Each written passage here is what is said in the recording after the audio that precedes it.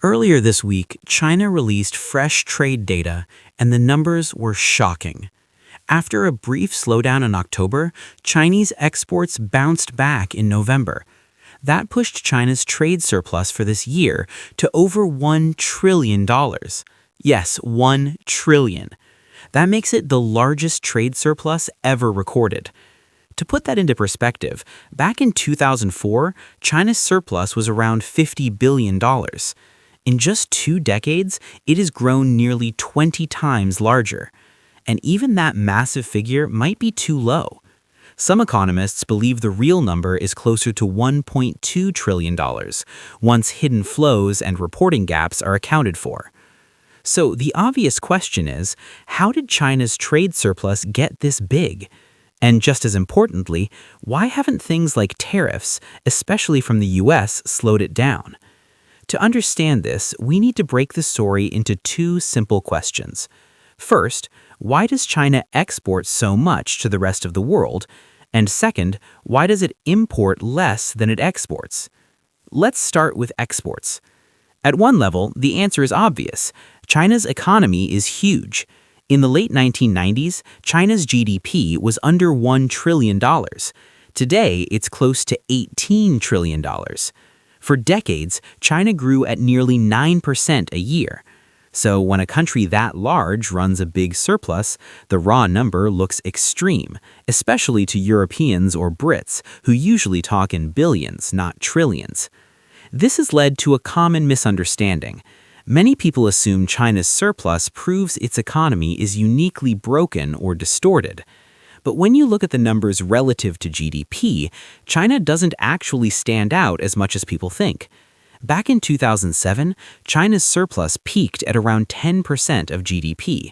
But for most of the last decade, it's averaged closer to 3%. That's higher than the global average, but still lower than countries like Germany or Japan, which have consistently run even larger surpluses relative to their economies.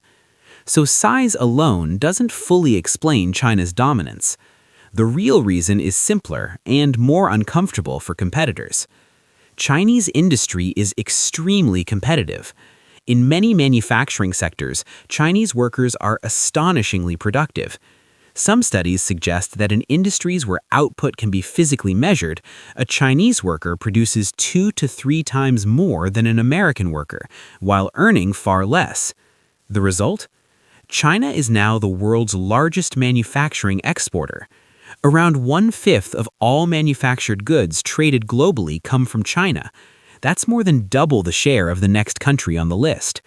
In fact, China now produces roughly 1/3 of all global manufacturing output, about as much as the next 10 countries combined.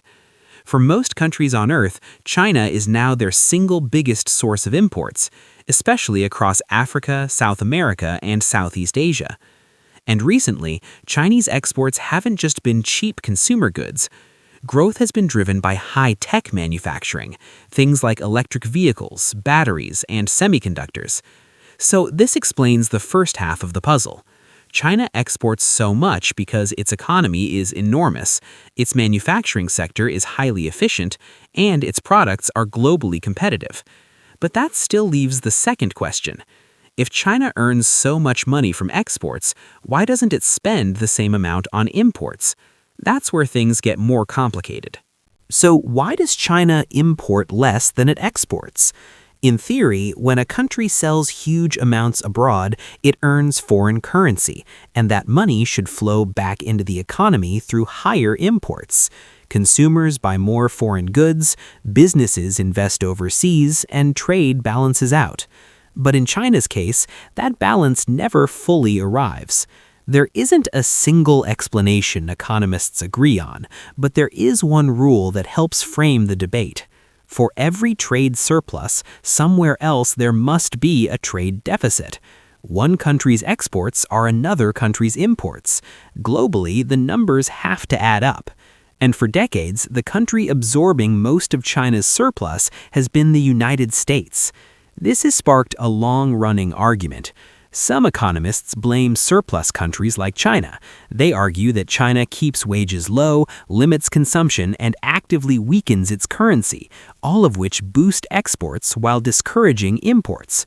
Others point the finger at deficit countries like the U.S. They argue that America's constant budget deficits, high consumption, and reliance on foreign capital naturally produce massive trade gaps. The truth is probably both sides share responsibility. Chinese wages have risen significantly over the past decade, and the government has quietly expanded social welfare to encourage spending. But at the same time, China continues to manage its currency in a way that keeps exports competitive. A weaker yuan makes Chinese goods cheaper abroad and foreign goods more expensive at home. On the other side of the Pacific, the U.S. continues to run enormous budget deficits while actively encouraging foreign investment into American assets and government debt. That inflow of money helps finance America's trade deficit, but also locks it in place. Which brings us to a key question. If the U.S. knew all this, why didn't Trump's tariffs fix the problem? After all, the U.S. is one of China's biggest export markets. Slapping massive tariffs on Chinese goods should have reduced exports and shrunk the surplus. But that's not what happened. At first glance, it looks like China simply redirected its exports.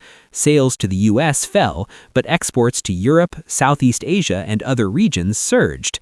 That led many to conclude China just found new buyers for the same goods. And that's partly true. But there's another, more subtle mechanism at work. China also appears to be routing exports through third countries, shipping goods to places with lower tariffs, then re-exporting them to the U.S. This loophole exists because Trump's tariffs were bilateral, not universal, and bilateral tariffs are easy to dodge if supply chains are flexible. That helps explain something strange. Even though America's trade deficit with China has shrunk, the overall U.S. trade deficit hasn't. Once you strip out unusual spikes in things like pharmaceuticals and gold, the numbers suggest the imbalance simply shifted, not disappeared. In hindsight, this outcome was predictable. Targeted tariffs change trade routes. They don't necessarily change trade balances. A global, across-the-board tariff might have had more impact, but even then, the data is messy and far from conclusive, which leads to the final question. Is China's massive trade surplus sustainable? Many commentators argue no. They say it breaks the rules of orthodox economics and angers trade partners, especially in Europe. But recent trends suggest something else. China has shown an impressive ability to find new markets, adapt supply chains, and maintain export growth even under political pressure. Meanwhile, the U.S. has struggled to meaningfully reduce its overall deficit, regardless of who's in power. That doesn't mean the system is stable forever, but it does suggest one uncomfortable possibility. China's trade imbalances may last much longer than most people expect.